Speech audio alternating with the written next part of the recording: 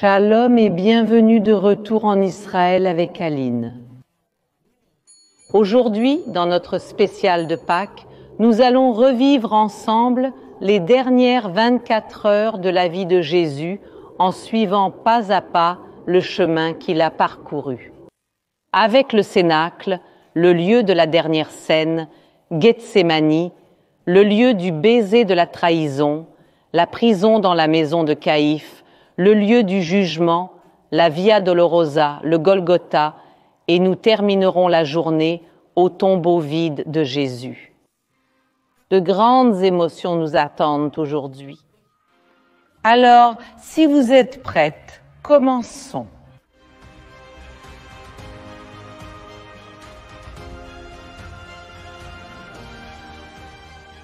Les dernières 24 heures de la vie de Jésus commencent ici, au mont Sion, avec le dernier repas le jeudi, juste après le coucher du soleil, car c'est la tradition de la Pâque juive.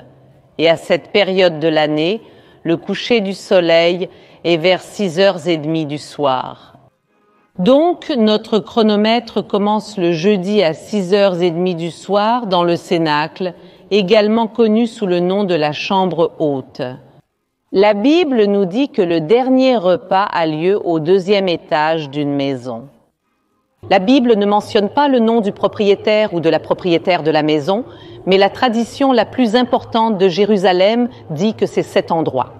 Alors maintenant, montons ensemble au Cénacle et découvrons les premiers moments des dernières 24 heures.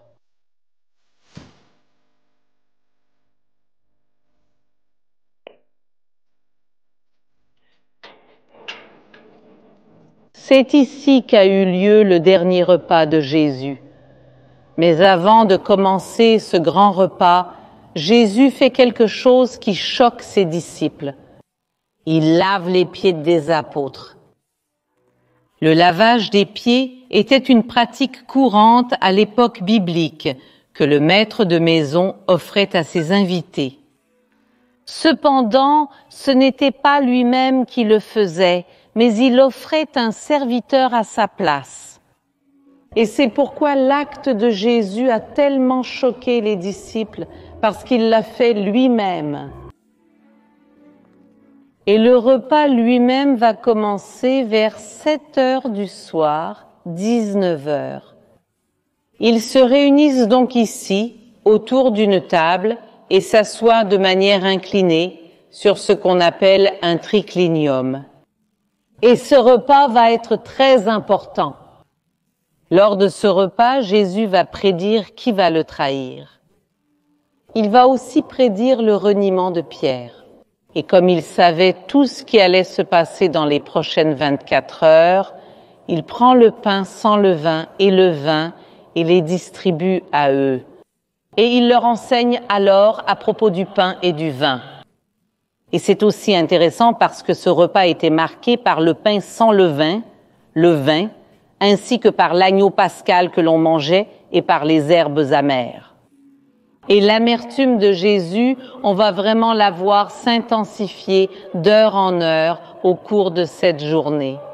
Le repas de la Pâque juive est long. Il dure de nombreuses heures, aussi bien aujourd'hui qu'à l'époque. Alors ils commencent vers 7h du soir et ils vont rester ici pendant plusieurs heures. Ils terminent le repas vers 11h du soir, voire même 11h30, puis ils se dirigent vers leur prochaine destination.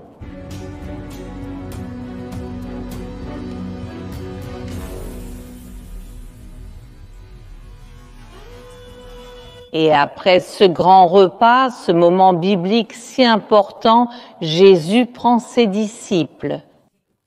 Et il va faire une promenade en traversant la vallée du Cédron en direction du jardin de Gethsémani. Il arrive avec ses 11 apôtres, tous sauf Judas. Il laisse 8 des apôtres ici à l'extérieur et seulement avec Pierre, Jacques et Jean. Il va et entre là où nous allons aussi entrer maintenant.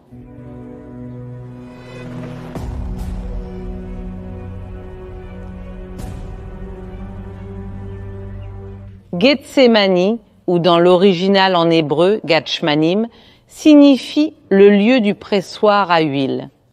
Et cela a tout son sens, regardez où nous sommes. Ici, de nos jours comme à l'époque biblique, il y avait beaucoup de cultures d'oliviers, et c'est ici que l'on pressait les olives pour en extraire de l'huile d'olive pure qui pouvait même être utilisée pour l'onction dans le temple de Jérusalem. Et une chose que je trouve vraiment très belle et importante, c'est que ce lieu a été préservé comme un jardin, si bien préservé qu'ici, quelques rares arbres comme celui-ci sont originaires des temps bibliques, des arbres qui continuent de vivre et même de donner des fruits. Mais Jésus n'est pas venu ici pour admirer la beauté du jardin. Il arrive ici au milieu de la nuit. Alors imaginez cet endroit complètement sombre, avec seulement quelques torches ou lampes pour l'éclairer. Et Jésus commence à être angoissé et il dit ceci: « Mon âme est triste jusqu'à la mort, restez ici et veillez avec moi. » Veillez, qui est mort? Jésus, il sait que la trahison va arriver dans un petit moment, il sait ce qui va se passer dans les prochaines heures. Et c'est pour cela qu'il commence déjà à faire son deuil et il invite les disciples à faire leur deuil avec lui. Et Jésus décide alors de se séparer aussi des 3 apôtres qui étaient là et il s'éloigne jusqu'à une pierre. Et là, il va entrer dans une agonie, une souffrance profonde, tellement profonde qu'il en vient à suer du sang. Et maintenant, ensemble, nous allons marcher vers l'endroit où cela s'est passé.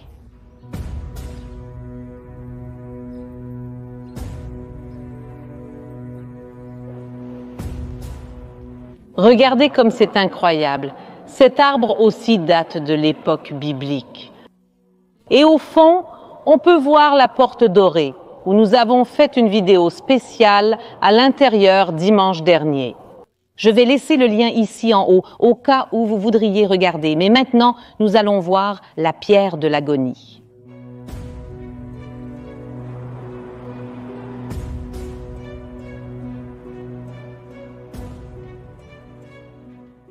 Vous pouvez voir que cette église est sombre. Cette pénombre nous rappelle justement l'obscurité du jardin lorsque Jésus était ici.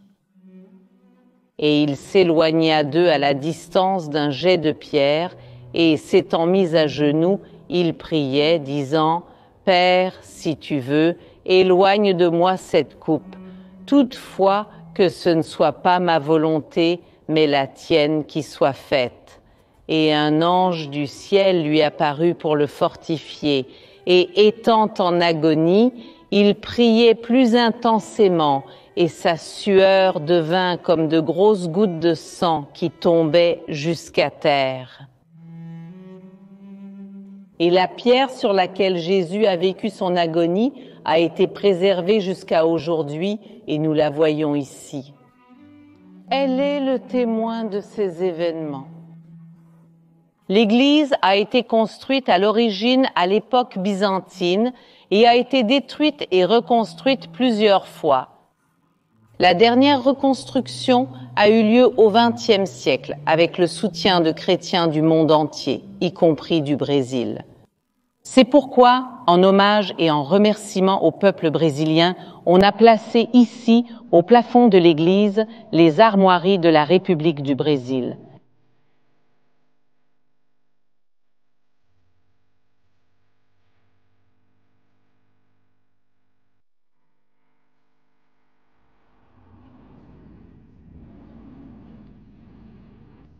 Jésus va vraiment être dans une grande agonie et il retourne au jardin et trouve les apôtres en train de dormir. Il les réveille et retourne prier. Cela va se répéter 3 fois et la 3e fois qu'il arrive ici et trouve les apôtres endormis, il sait que le moment approche. C'est alors que Judas Iscariote s'approche aussi de lui, accompagné d'une foule et de nombreux soldats, et donne le baiser de la trahison à Jésus.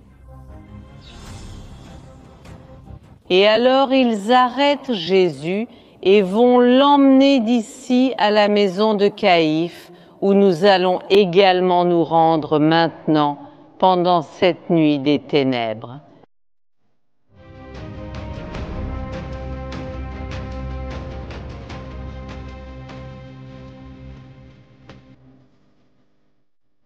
Cette église a été construite sur les vestiges de la maison de Caïphe et elle s'appelle l'église de Pierre au champ du Coq. Parce que regardez ce qui est dessiné ici, on voit ce grand repas et Jésus leur dit « L'un de vous va me trahir » et Pierre va dire « Je t'aime, Maître, je ne te trahirai jamais ». Et la réponse de Jésus sera « Avant que le coq chante, tu m'auras renié 3 fois. » Et ici, on voit Pierre surpris par ce que Jésus dit, mais ce qu'il prédit lors du dernier repas va s'accomplir ici, là où se trouve cette église aujourd'hui. La partie originale, la partie archéologique, se trouve quelques étages plus bas. Alors, venez avec moi, car ce que nous sommes venus faire ici, c'est suivre les pas de Jésus et nous voulons voir les pierres originales où tout s'est passé. Le niveau où nous étions, c'est le niveau d'aujourd'hui. En descendant un peu, on trouve la période byzantine, qui est la première période chrétienne de la Terre Sainte. Et parmi les nombreuses choses de cette époque qui ont été découvertes, il y a un magnifique sol en mosaïque. On peut en voir une petite partie préservée ici sur le mur. Mais pour trouver les choses de l'époque de Jésus, il faut descendre encore plus bas.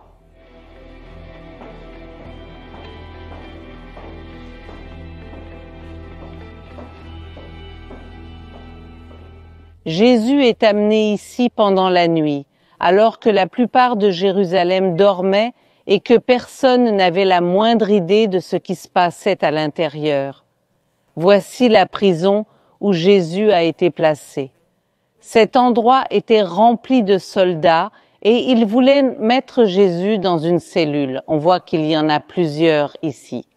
Mais ils comprennent que Jésus ne peut pas être dans une cellule normale, alors ils le mettent dans une sorte de cellule d'isolement que l'on peut voir juste ici. Le sol est d'origine, c'est pourquoi il est très irrégulier. Il faut donc faire attention quand on marche ici. Mais en montant, on voit cette sorte de fenêtre et en regardant en bas, on aperçoit la cellule d'isolement où Jésus a été placé. Et nous allons y entrer, mais pour cela, il faut faire le tour.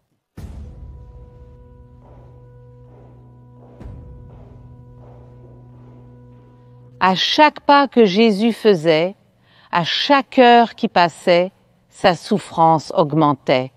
Imaginez ce que c'est d'être ici, enfermé, seul pendant la nuit. Mais la plus grande souffrance ne venait pas de l'emprisonnement en soi, mais de ce qui se passait à l'extérieur.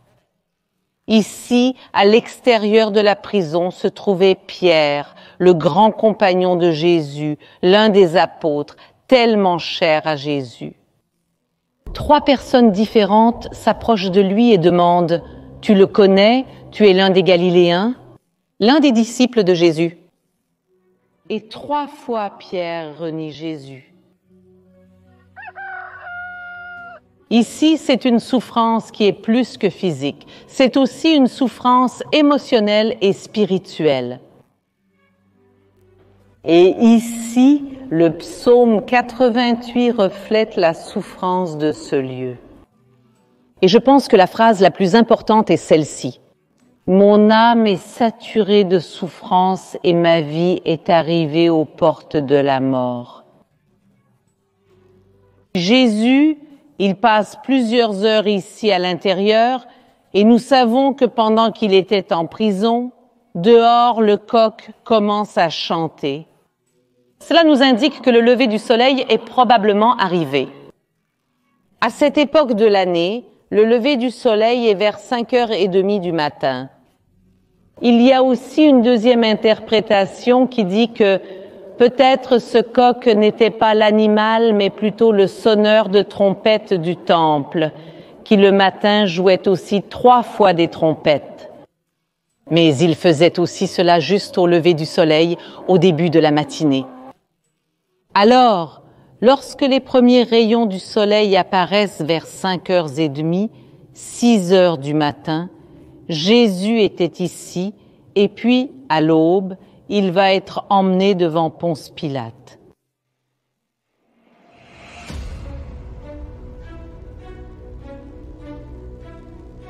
Et ici, nous voyons une rue originale, un escalier original, qui relie justement la partie haute de la ville.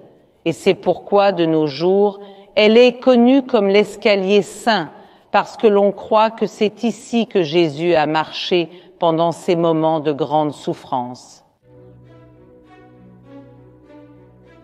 Imaginez les premiers rayons du soleil commençant à apparaître.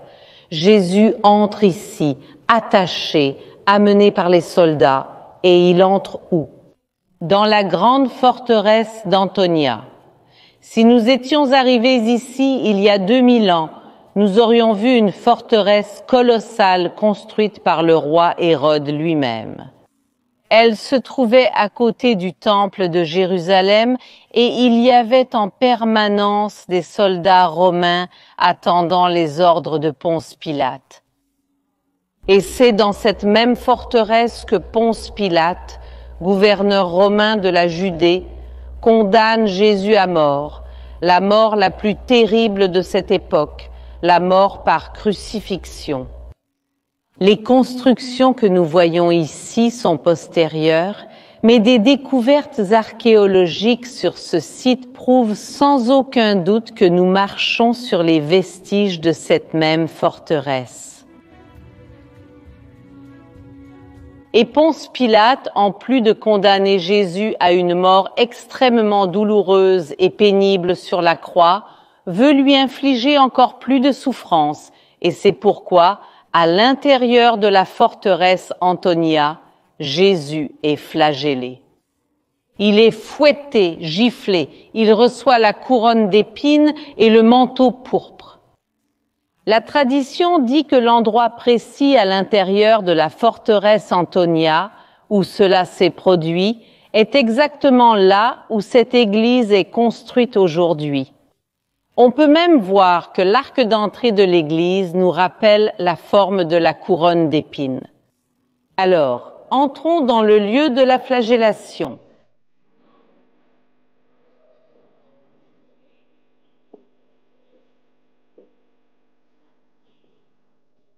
Nous voyons ici vraiment représenter toute cette souffrance que Jésus endure. Parmi les représentations, juste au-dessus de moi se trouve la couronne d'épines. Le but de placer une couronne, même si elle est d'épines, et un manteau pourpre qui était une couleur royale, était que Ponce Pilate voulait se moquer de Jésus, se moquer du crime dont il était accusé. Jesus Nazarenus Rex Judaeorum, Jésus le Nazaréen, le roi des Juifs.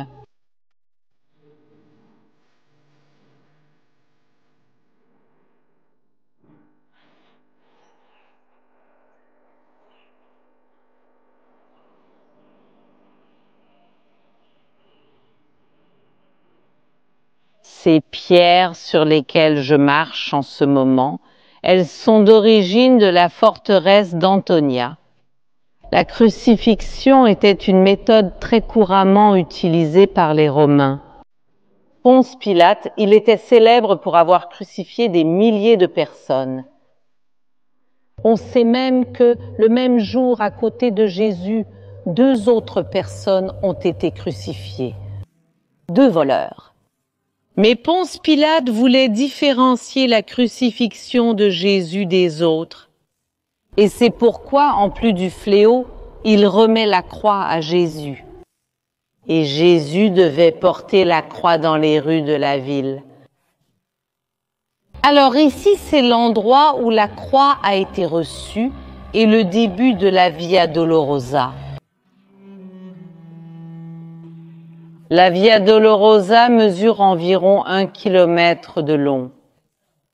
Si le terrain était plat et qu'il n'y avait aucun obstacle, on pourrait marcher en environ 15 à 20 minutes. Mais nous savons que ce n'était pas la réalité. La Via Dolorosa de Jésus prend beaucoup de temps à cause de tous les obstacles qu'il y avait sur le chemin. Alors, nous allons maintenant faire ensemble ce long et difficile voyage.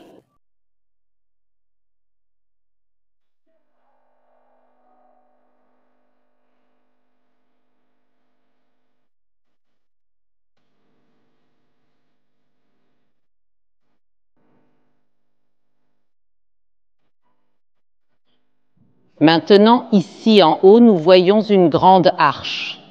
Il est connu sous le nom d'arche d'Eke-Homo, qui est l'une des phrases que Ponce Pilate dit à Jésus et qui signifie « Voici l'homme ». Et jusqu'ici, c'est le point où arrivait la forteresse d'Antonia. Alors, au moment où nous le traversons, nous allons suivre le chemin que Jésus a parcouru en marchant dans les rues de la ville. Venez avec moi. Le chemin de la Via Dolorosa se trouve aujourd'hui dans ce qui est le quartier musulman de la vieille ville de Jérusalem. Et vous allez voir qu'il y a ici des boutiques, des commerces, des gens qui passent, l'agitation de la ville. À cette heure-ci, où nous passons maintenant, il y a même moins de monde, parce que nous sommes actuellement pendant le mois du Ramadan, qui est le mois sacré pour les musulmans. Mais il faut comprendre que Jérusalem était aussi comme ça à l'époque biblique. Jésus ne marche pas sur un tapis rouge ni sur un grand chemin préparé pour lui. Et en fait, Ponce Pilate le fait marcher dans les rues de la ville, sur les avenues de la ville, devant les écoles, les centres d'études, devant les commerces, sur les marchés, afin que le maximum de personnes voient la souffrance et l'humiliation de Jésus. Alors, le fait que nous marchions maintenant à Jérusalem avec tout ce qui se passe autour de nous est bien plus fidèle que ce que nous voyons souvent dans les films, qui semblent se dérouler dans un lieu spécialement préparé. Et oui, leur objectif, encore une fois, était que le maximum de personnes voient la souffrance de Jésus.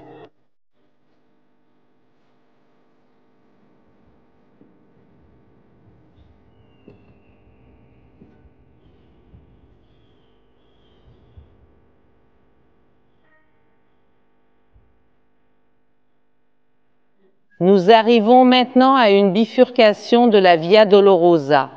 Il est très important que vous sachiez qu'il y a 2 endroits à Jérusalem où la crucifixion et le tombeau de Jésus ont possiblement eu lieu.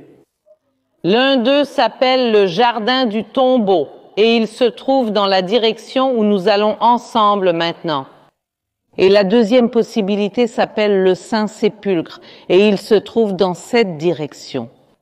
Je vais aussi vous mettre en lien ici une vidéo sur le Saint-Sépulcre pour ceux qui veulent la regarder, mais pour l'instant, nous continuons ensemble vers le Jardin du Tombeau.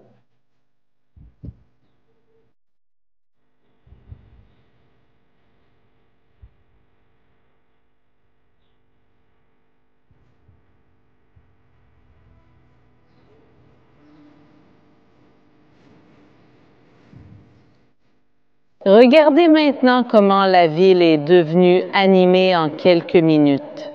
Et cela reflète vraiment beaucoup mieux à quoi ressemblait la ville à l'époque de Jésus. Il est aussi important de se rappeler que toute cette zone ici n'est pas plate. Nous sommes en train de monter, une montée depuis le moment où l'on reçoit la croix jusqu'au calvaire. Jésus va parcourir ce chemin lentement. D'abord, il y a toute la question de la montée. Deuxièmement, il va porter une croix très lourde. Il y a plusieurs discussions sur le poids que cette croix devait avoir.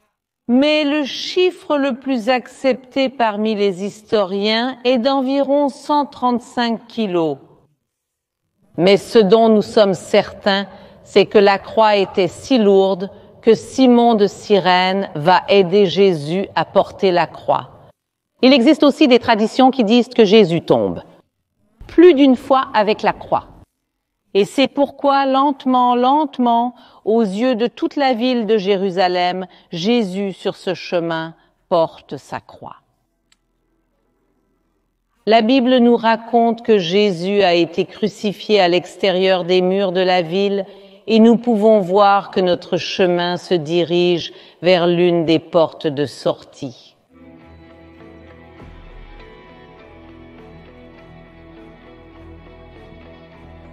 En ce moment, nous sortons par la porte de Damas et nous sommes hors des murailles de Jérusalem, mais ces murailles que nous voyons, si belles et si imposantes, ont été construites il y a seulement 500 ans par le sultan Soliman le Magnifique de l'Empire ottoman turc. Alors, comment pouvons-nous être sûrs que nous sommes maintenant à l'extérieur des murailles de Jérusalem, également à l'époque de Jésus ? Pour cela, nous devons regarder ici en bas. En regardant vers le bas, nous voyons une petite porte. Ce portail est d'origine datant de l'époque de Jésus. Et c'est pourquoi nous savons que la ville de Jérusalem ne dépassait pas ce point à l'époque de Jésus. Et maintenant, nous continuons notre marche car nous avons encore plus de montées.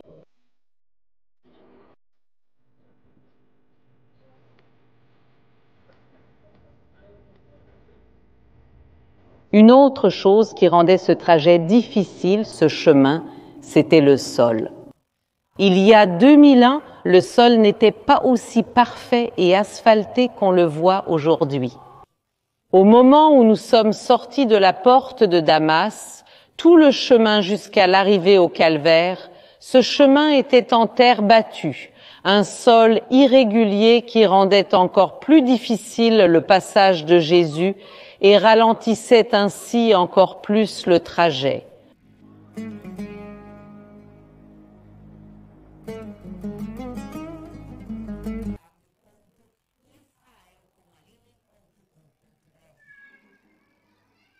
Et nous sommes enfin arrivés au Golgotha, également connu sous le nom de Mont Calvaire ou Mont du Crâne. Et ce nom est probablement dû à sa forme. On peut vraiment voir que cette colline ressemble à un crâne humain. Et elle ressemblait encore plus à un crâne il y a quelques années, quand malheureusement une grosse tempête de neige a fait tomber le nez. Mais en regardant les vieilles photos, on peut vraiment voir à quel point cet endroit rappelle un crâne humain. Et Jésus arrive ici, comme la Bible elle-même nous le dit, à la 3e heure. À cette époque, le temps était compté d'une manière différente, puisque vraiment minuit, qui est ce que nous utilisons aujourd'hui pour marquer le début de la journée, n'avait aucun sens, car le lever et le coucher du soleil étaient réellement utilisés comme repères pour le début ou la fin de la journée. Donc, la 3e heure, lorsque Jésus arrive ici, correspond à environ 9 heures du matin selon l'heure d'aujourd'hui. Et donc, à 9 heures du matin, Jésus a été crucifié au Mont Calvaire. La mort par crucifixion était-elle une mort extrêmement lente ? C'était d'ailleurs l'une des raisons pour lesquelles elle était considérée comme si terrible. C'était une souffrance prolongée pendant de nombreuses heures, parfois même plus d'une journée. On se souvient aussi du passage où Paul est tué. Paul, étant citoyen romain, a eu droit à une mort rapide, moins douloureuse et donc considérée comme plus honorable. Il a été décapité. Alors imaginez à quel point la crucifixion était terrible pour que la décapitation soit considérée comme un luxe réservé uniquement aux citoyens romains. Et Jésus va vraiment passer de très longues heures sur la croix. La Bible nous dit aussi qu'entre la 6e et la 9e heure, il y eut des ténèbres sur la terre. Et à la 9e heure, c'est-à-dire à 3 heures de l'après-midi, 6 heures après la crucifixion, Jésus s'écrie d'une voix forte et remet son esprit. Tout cela s'est passé un vendredi, et la tradition juive dit que les Juifs doivent être enterrés avant le Shabbat, avant le coucher du soleil du vendredi, c'est-à-dire vers 6h30 du soir. Mais il y a un problème. Jésus n'avait pas préparé de tombeau pour lui ici. Et c'est alors que Joseph d'Arimathie entre dans l'histoire. C'était un homme très riche qui, à côté du lieu de la crucifixion, avait un tombeau neuf creusé dans la roche. En fin d'après-midi, le corps de Jésus est descendu de la croix et préparé selon la tradition juive. Il est oint, enveloppé dans un linceul et des bandelettes, puis porté au tombeau avant le coucher du soleil. Cela se passe vers 5h30 ou 6 heures du soir.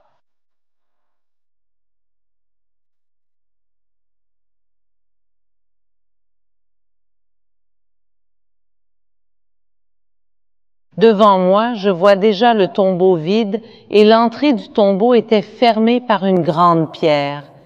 Cette pierre a disparu avec le temps, mais ce que nous voyons ici est une pierre d'origine qui a été apportée d'un autre tombeau. Elle a été donnée ici, au jardin du tombeau, par le musée d'Israël, qui possède la plus grande collection d'antiquités de tout le pays. Alors, en passant par ici, on peut voir cette pierre et imaginer à quoi ressemblait la pierre originale qui fermait ce tombeau.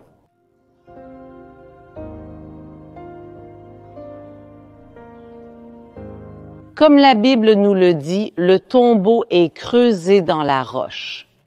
Il y avait cette première partie qui est la partie pour les vivants et ici à côté, l'espace où l'on plaçait les corps et l'endroit précis où l'on croit que le corps de Jésus a été déposé. C'est celui-ci. Le corps de Jésus a été déposé ici un peu avant le coucher du soleil et l'entrée du tombeau a été fermée. Et ainsi s'achèvent les dernières 24 heures de la vie de Jésus ici à Jérusalem. Mais l'histoire ne se termine pas avec Jésus déposé dans le tombeau, mais bien avec le tombeau vide. Alors, sortons et parlons de la partie la plus importante de notre histoire, qui est le 3e jour. Aujourd'hui, dans notre spécial de Pâques, nous avons beaucoup parlé des dernières 24 heures de la vie de Jésus, de toutes les souffrances, de toute la flagellation, de la Via Dolorosa, de tout ce qui s'est passé de terrible. Mais bien sûr, quand on parle de Pâques, l'accent n'est pas mis sur les premières 24 heures, mais sur le 3e jour, le jour de la résurrection. Et je peux résumer tout ce qu'il y a de plus important à Pâques en une petite plaque qui se trouve ici à l'intérieur. Venez avec moi. Cette plaque, elle se trouvait à l'entrée du tombeau il y a encore quelques années. Mais pour faciliter le pèlerinage, ils l'ont enlevée et l'ont placée ici. Cette petite phrase dit ceci: « Il n'est pas ici parce qu'il est ressuscité ». Et quand on parle de Pâques, c'est ça le résumé de Pâques. Ce n'est pas l'accent sur toute la souffrance qui s'est produite, mais sur la fin heureuse de l'histoire, qui est la résurrection.